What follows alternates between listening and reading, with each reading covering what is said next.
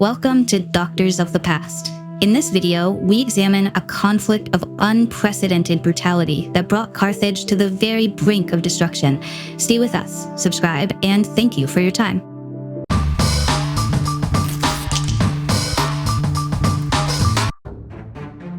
The Mercenary War, also known as the Libyan War, took place between 241 and 237 BC.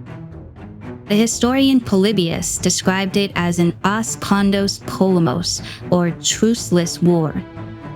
It was a confrontation characterized by extreme cruelty on both sides, where there was no room for truces or diplomatic protocols.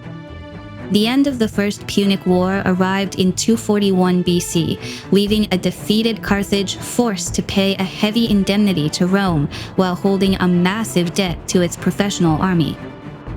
The force of over 20,000 soldiers deployed in the conflict was composed of foreign mercenaries, Gauls, Ligurians, Balearic slingers, Hellenes, and Iberians, as well as a majority of Libyan conscripts.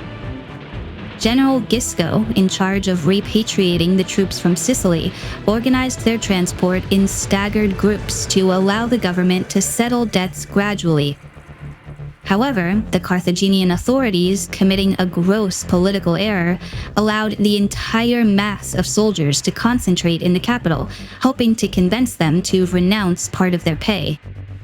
Faced with growing indiscipline, the soldiers were moved to Sicca Veneria. There, idleness and the manipulation of leaders like Mathos and Spendius, a fugitive Campanian slave, exacerbated tensions. When Gisco finally arrived in Tunis to negotiate, his angry response to the Libyans' demands sparked violence. The soldiers looted the treasury, arrested Gisco, and declared open war against their former employers. What began as a military mutiny quickly transformed into a full-scale insurrection. Mathos sent messengers throughout Libya and found an enthusiastic response from a population suffocated by war taxes, which amounted to 50% of their harvests.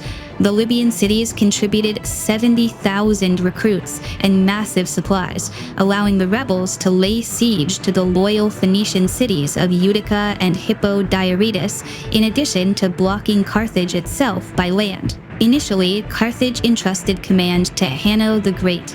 Despite his previous experience in the conquest of Theveste, Hanno proved to be an unfit general for a war of movement against veterans.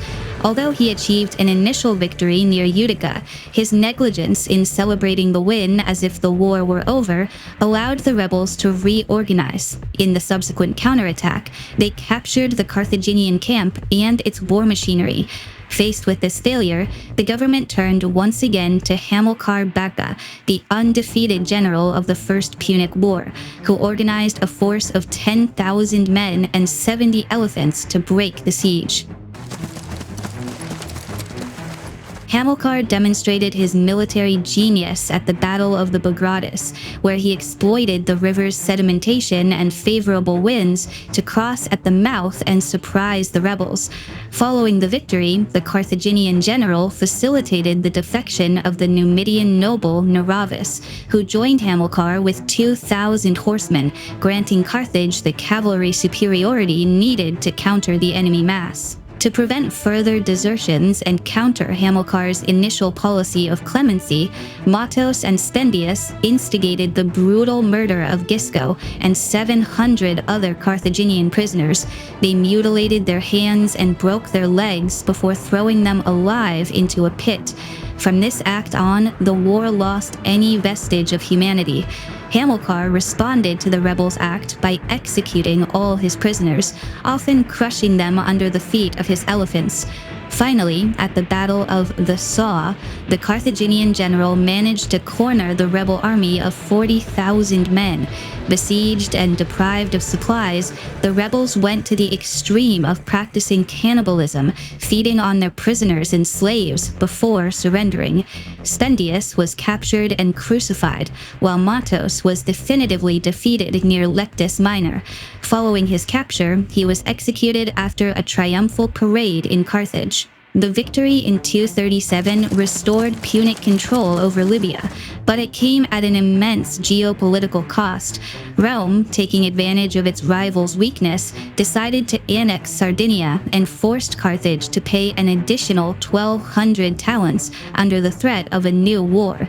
Internally, the conflict consolidated the power of the Barcid faction in Carthage.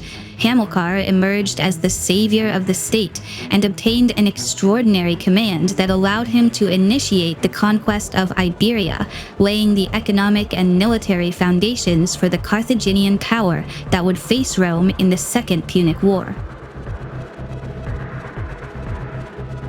That concludes today's dose. If you enjoyed it, search our channel for more tablets. Next week, we will read the private correspondence of ancient Roman soldiers.